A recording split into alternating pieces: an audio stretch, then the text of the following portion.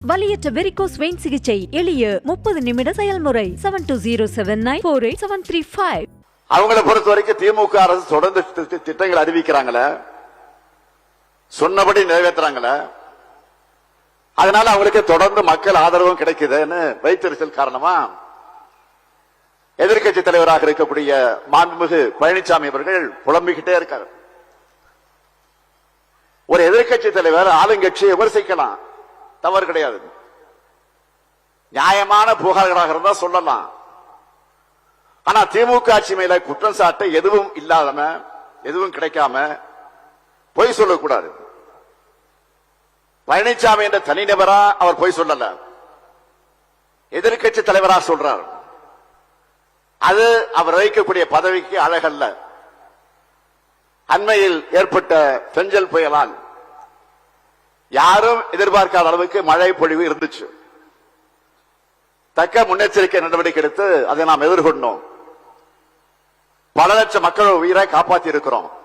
மாநில அவசரகால செயல்பாட்டு மையத்துக்கு அடிக்கடி சென்று அரசு செயலாளருக்கு அறிவுறுத்தல்களை வழங்கின. அது மட்டுமல்ல, அதிக அளவுக்கு பாதிப்புக்கு உள்ளான விழுப்புரம் மாவட்டத்துக்கு, கடலூர் மாவட்டத்துக்கு நானே நேரில் சென்று உதவிகளை செஞ்சேன்.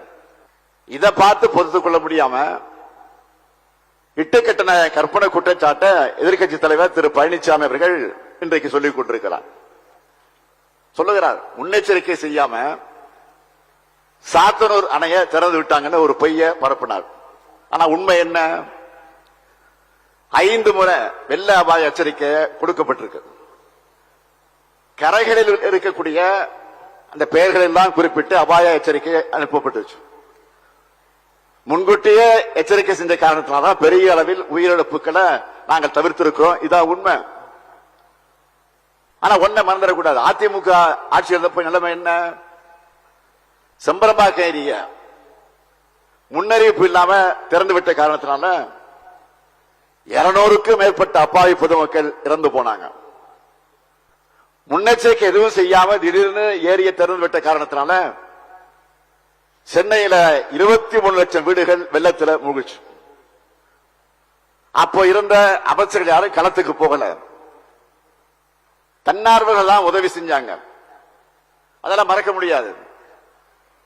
இல்ல மக்கள் மறந்துட்டாங்கன்னு எதிர்க்கட்சி தலைவர் நினைக்கிறாரா? புயல், வெள்ளம், பூகம்பம் இதெல்லாம் இயற்கை சீற்றம். ஆனா செம்பரம்பாக்கம் ஏரியை திறந்து விட்டு சென்னையை மூழ்கடிச்சது மேன் மேட் டிசாஸ்டர், மனிதனால் உண்டாக்கப்பட்ட பேரழிவு. இதை நான் சொல்லல, சிஏஜி அறிக்கையிலே பதிவு பண்ணிருக்காங்க. அதிமுக ஆட்சி காலத்திலே இந்த அறிக்கையை சட்டமன்றத்திலே வச்சாங்க. இதையெல்லாம் மறைச்சு சாத்தனூர் அணையை வச்சு பழனிசாமி இன்றைக்கு பொய் பேசிக் கொண்டிருக்கிறார். அந்த பொய்யை சட்டமன்றத்தில் விரிவாக நாம் இன்றைக்கு அம்பலப்படுத்தி இருக்கிறோம், ஆதாரத்தோடு அம்பலப்படுத்தணும். அதனால உடனே அடுத்து என்ன சொன்னார்? டங்ஸ்டன் சுரங்க விவகாரத்தை எடுத்துக்கிட்டார். நம்ம அரசு எதிர்கட்சிகள் கேட்கறதுக்கு முன்னாடியே, சட்டமன்றத்தில் கேட்கறதுக்கு முன்னாடியே சட்டமன்றத்தில் டங்ஸ்டன் சுரங்கத்துக்கு எதிராக தீர்மானம் கொண்டு வந்திருக்கிறோம். ஆனா அந்த தீர்மானத்தின் மீது எதிர்கட்சி தலைவர் பழனிசாமி என்ன பேசினார்? ஏலம் விட்ட ஒன்றிய அரசை கண்டிக்காம நம்ம அரசை குறை சொல்லி பேசினார். அதற்குரிய பதில்கள் எல்லாம் அமைச்சர்கள் தெளிவாக பதில் சொன்னாங்க. அதை கேட்காம சொன்னதையே திரும்ப திரும்ப, இந்த வாழைப்பழங்கள் தெரியல உங்களுக்கு, செந்தில் காமெடி, செந்தில் கவுண்டமணி காமெடி தெரியல உங்களுக்கு, வாழைப்பழ கதை. அது மாதிரி சட்டமன்றத்தை திரும்ப திரும்ப சொன்னார். நான் இப்ப உறுதியோடு எழுந்து நின்று சொன்னேன், நான் முதலமைச்சராக இருக்கிற வரை அந்த திட்டத்தில் தமிழ்நாட்டை பொறுத்தவரைக்கும் நாங்கள் அனுமதிக்க மாட்டோம்னு தெளிவா சொன்னேன்.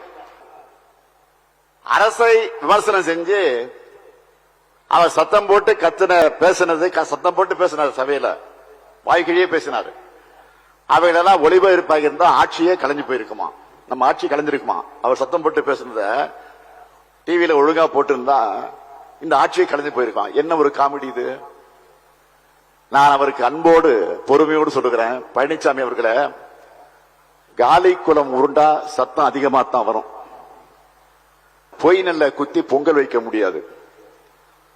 4 வருஷம் ஆட்சியில் இருந்து உங்க பதவி சுகத்துக்காக, சுயலாபத்துக்காக பலருக்கு துரோகம் செஞ்சு தமிழ்நாட்டோட உரிமைகளை அடமானம் வச்சது உங்க கட்சி தான் மக்களுக்கு நல்லாவே தெரியும். வலியற்ற வெரிகோஸ் வெயின் சிகிச்சை எளிய 30 நிமிட செயல்முறை 7207948735